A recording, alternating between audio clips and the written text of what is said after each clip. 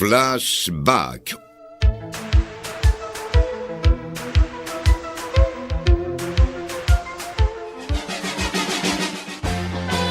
Con la conducción de Agustín Benelli y Silvia Goldman.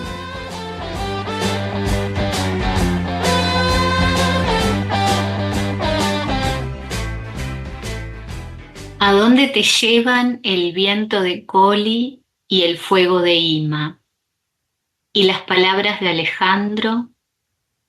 La tierra es de los niños y de las niñas y de la tierra misma que se los traga. ¿Se los traga? ¿De verdad hay silencios que mejoran las palabras? Por el corredor común de Ima y de Colli pasan los niños y las niñas con sus silencios. Hay una anécdota parecida a esos silencios y carga una luna encendida. Hay sobrecogimiento aquí. Hay un corredero de palabras que separan las chispas de lo dicho. Hay un lago, hay un valle. Y hay dicha en la tristeza, esa que amasa a Alejandro o Alejandra en la garganta. Yo ya lo había escuchado, Alejandra, a Alejandro. ¿Lo escuchás? ¿Lo habías visto escuchar a Alejandra? ¿La escuchás? ¿Debajo de Alejandro estás vos? Si es así, decime cómo vas a escuchar ese rincón recién acariciado. Soy Agustín Benelli y junto a Silvia Goldman le damos una cordial bienvenida a Flashback, hoy con un nuevo invitado, pero de quien ya hemos conversado de su obra en una edición pasada. Él nació en Colima, México, pero desde hace un tiempo reside en Estados Unidos, en la ciudad de Seattle, en el estado de Washington, en el cual enseña español, poeta, narrador y profesor. Tiene una maestría en arte con énfasis en literatura latinoamericana por la Universidad Estatal de Nuevo México. Sus poemas y cuentos breves han sido publicados en periódicos del estado donde reside. Trabajos suyos quedaron incluidos en la antología Jaula de Versos, publicada por el taller literario El Tablero, coordinado por el poeta Efren Rodríguez. Sus primeros versos en inglés aparecieron en la antología Sounding from the Salish Sea. Y también ahora le cito el libro Ima y Colli son el árbol que nunca fue semilla, un poemario con el que el poeta Alejandro Pérez Cortés obtuvo el Premio Paz de Poesía el año 2020, entregado por la National Poetry Series y la Feria del Libro de Miami. Libro sobre el que seguramente nos guiaremos en nuestra conversación de hoy y sin duda también la excusa para conversar de otros temas afines a la poesía. Bueno, desde Chicago y desde Concepción, Chile, un cordial saludo, Alejandro. Bienvenido a Flashback.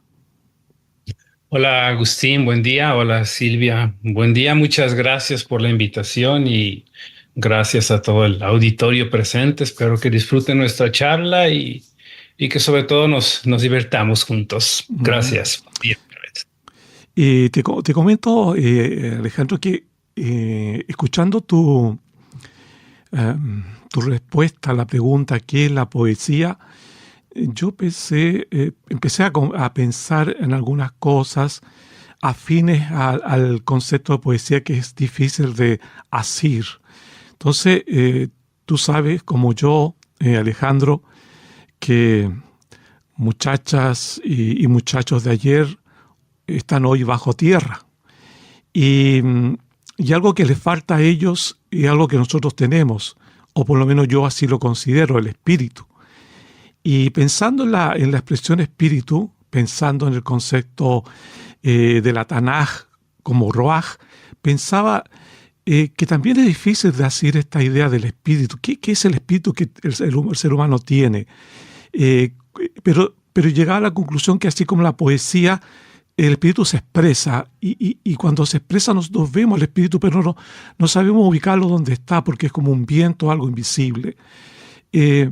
Pero también quería relacionarlo con un comentario que hice en la conversación con Silvia anteriormente, en que me parece que esa indefinición tuya te permitió llegar a configurar esta poesía dentro de un relato híbrido donde hay algo de teatralidad, algo de novela.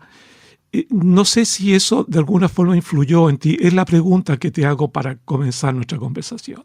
Sí, para responder tu pregunta, Agustín, yo empezaba diciendo que iba a presentar una palinodia, una autorretractación de algo que había dicho anteriormente.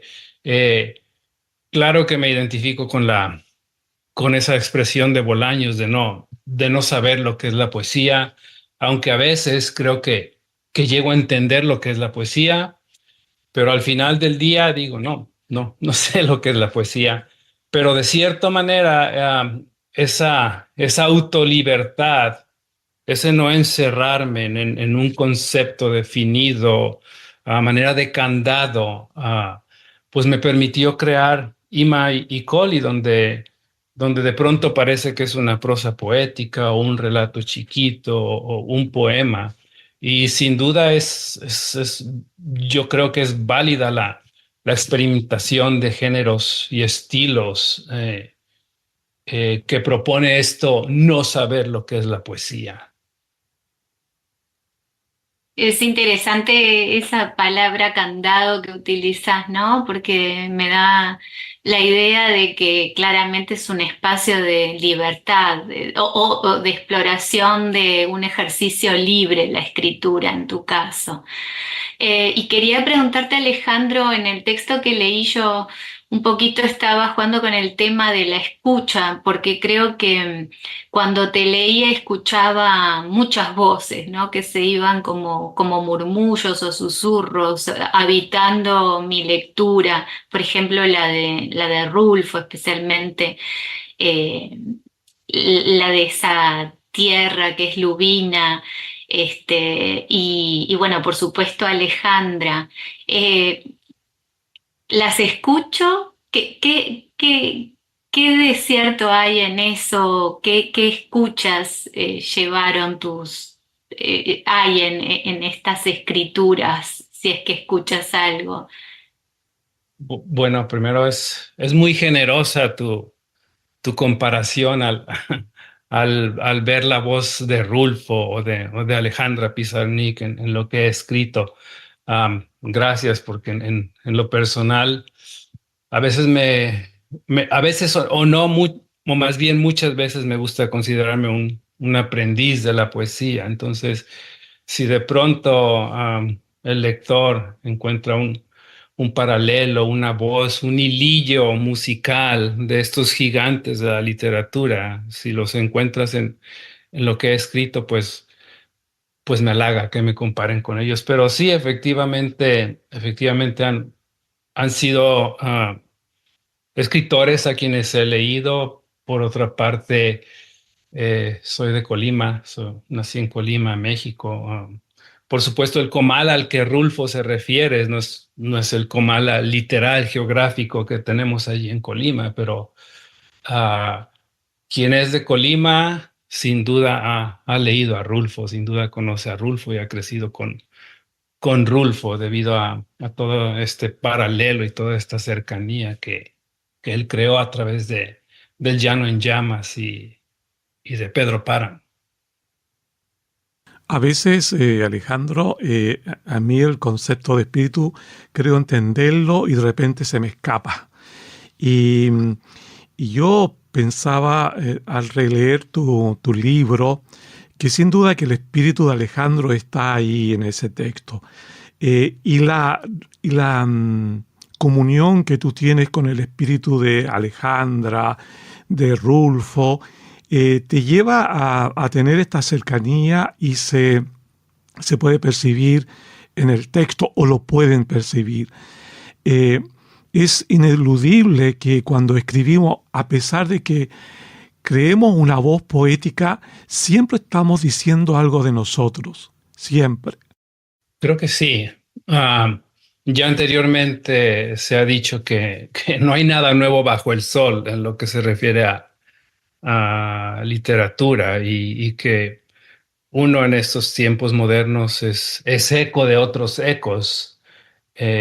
Sin embargo, a partir de estos espíritus de los gigantes de la literatura que todos admiramos, pues a partir de ahí uno puede construir su propia voz, su propio espíritu y llegar a aportar algo al gran poema de la vida que es la literatura. Pero sí tienes razón, es a través de la exploración del conocimiento de otros espíritus literarios, poéticos, que uno llega a formar su propia voz.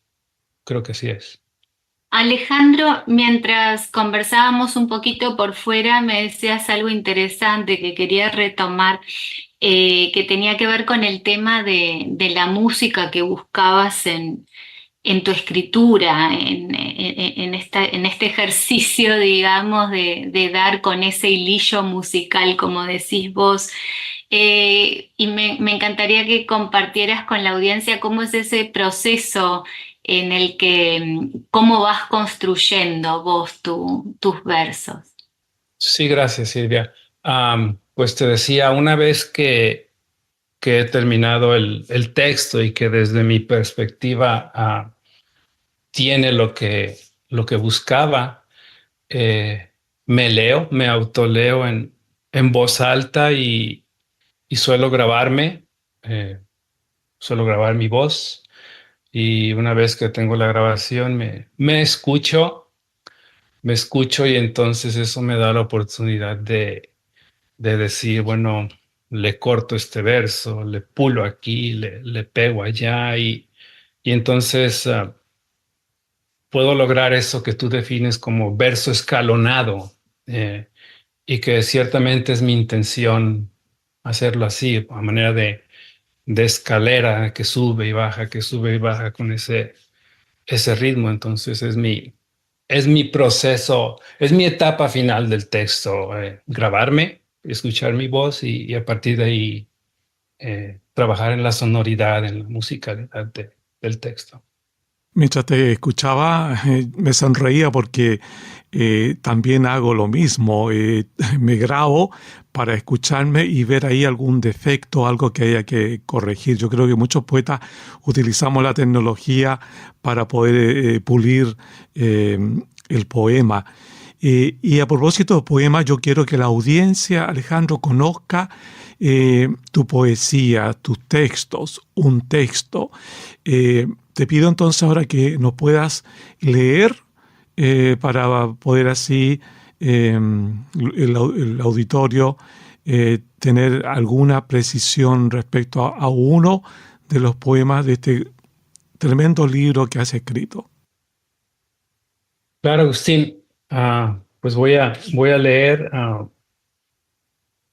el poema titulado Un árbol se mece en la soga de un ahorcado.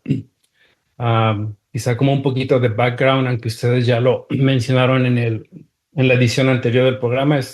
Este libro es una edición bilingüe, español-inglés. La parte central o el corazón para mí del libro es Ima y Collie, el árbol que nunca fue semilla, y que son una serie de relatos, poemas, prosas poéticas sobre este lugar mítico que dividí en dos áreas geográficas, Ima y Collie, que es un juego de palabras de Colima, Ima y Collie.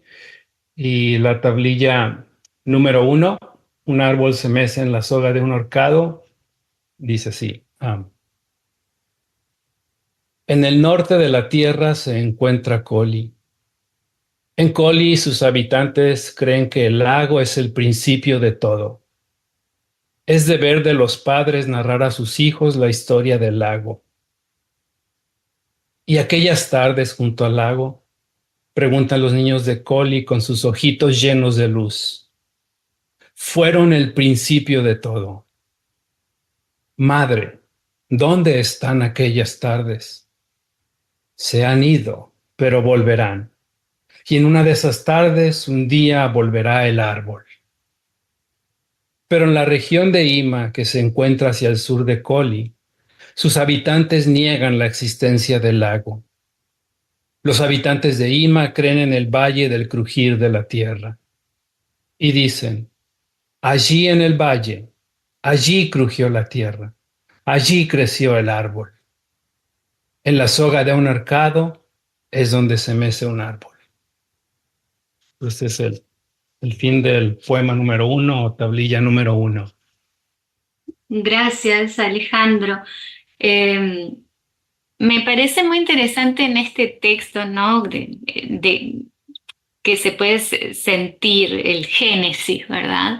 Esta idea de que en Ima se niega aquello, el lago en el que se cree en Collie, es decir, la idea de esta idea de la identidad casi por oposición, que creo que es una de las marcas de lo humano, pero también algo de lo que es tan difícil pero necesario superar, ¿no?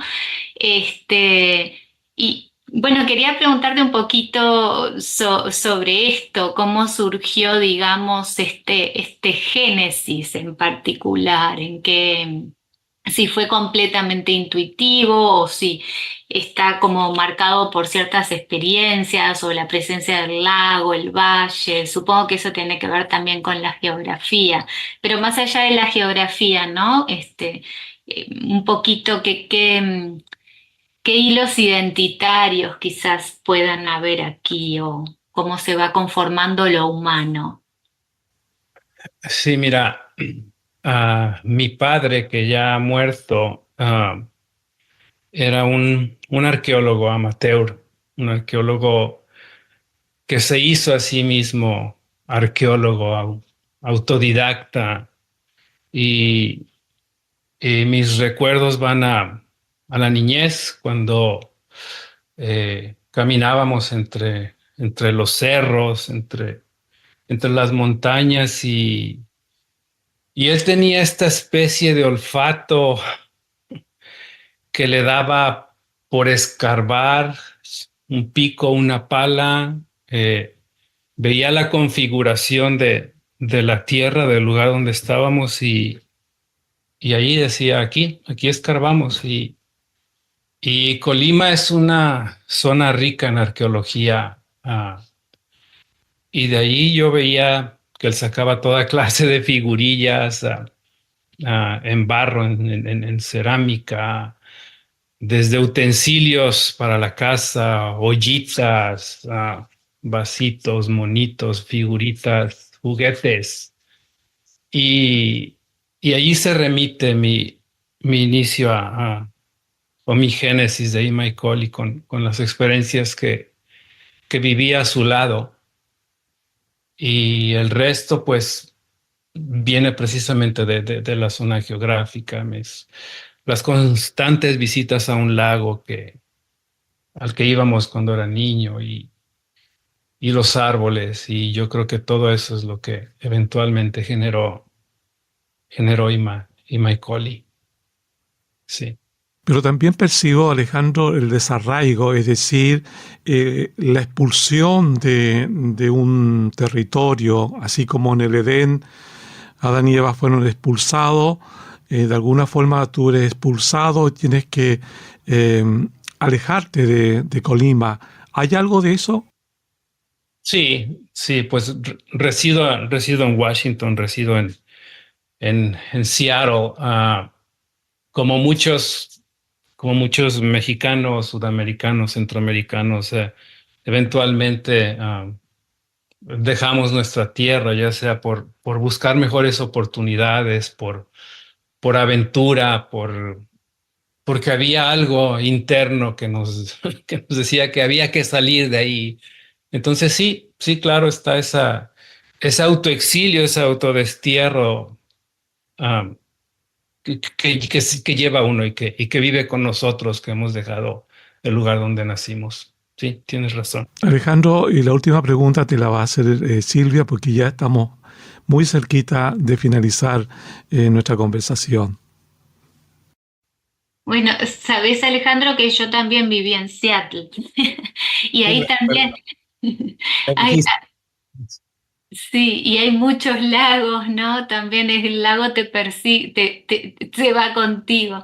Y me pareció muy hermoso lo que comentaste de tu papá como arqueólogo y esto del pico y la pala, porque me parece que me dio como una llave también para abrir ese candado que a veces puede ser la lectura de un poeta o de un libro de poemas, que me parece que tus versos también llevan como cositas, objetos, ¿no? Está el carro, está el café, está el lápiz y todo eso aparece, ¿no? Como habitando casi como el verso como un territorio.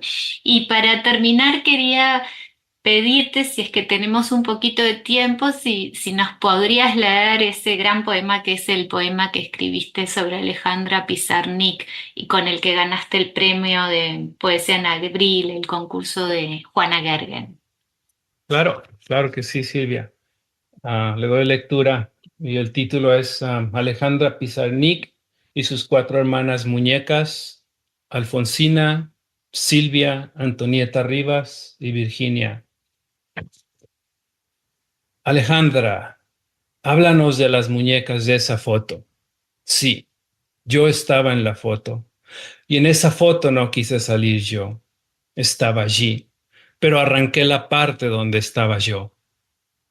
Pero esas, en la foto, son las muñecas de la noche de la última Navidad en que fui niña. Allí estaba yo, con las muñecas, la muñeca verde, Alfonsina, la muñeca azul, Silvia, la muñeca roja, Antonieta Rivas, la muñeca rosa, Virginia. Después de la noche de la última Navidad en que fui niña, la muñeca verde, Alfonsina, se arrancó los ojos. Entonces se llamó apagada. Después de la noche de la última Navidad en que fui niña, la muñeca azul, Silvia, se cortó la cabeza. Entonces se llamó asustada. Después de la noche de la última Navidad en que fui niña, la muñeca roja, Antonieta Rivas, perdió las piernas. Entonces se llamó atrapada. Después de la noche de la última Navidad en que fui niña, la muñeca rosa, Virginia, perdió los brazos. Entonces se llamó burlada. Allí no quise salir yo en esa foto. No tengo la parte donde salía yo en la foto. La quemé. Solas quedaron las muñecas. La quemé. Cuando se acabó lo de decir niña. No me preguntes. No quieres saberlo. Del reverso de la foto de las muñecas, Alejandra nos lee: declararía que esta mañana es el poema más lindo de mi vida si no fuera porque la mañana es una muñeca tuerta. ¿Cómo desvestirme de esta condición humana? Me siento como el animal que ha sido librado del matadero y condenado a ser feliz. Pero otra vez, la mañana me guiña el ojo con esa mirada tuerta. ¿Por qué el corazón me mira de esta manera? Lo hace sin manos. Ella. Cuando escribe se quita las manos. Tiene una colección de garras, garras de tigre, de oso, de águila, de león. A ellas recurre cuando lápiz pastillas, cuando lápiz sobredosis. Garras de tigre, de oso, de águila, de león. El desgarre ese que sentimos en los ojos cuando leemos a Alejandra. Esto lo explica. Es fin del poema. Muchas gracias, Alejandro. Y bueno, espero que no sea la única vez en que podamos conversar radiofónicamente. Muchas gracias, Agustín. Muchas gracias, Silvia. Ojalá no sea la última vez. Gracias. Y gracias al auditorio.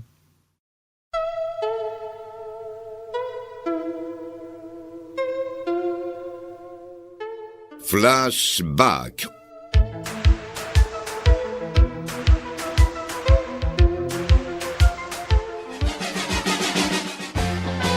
Con la conducción de Agustín Benelli y Silvia Goldman.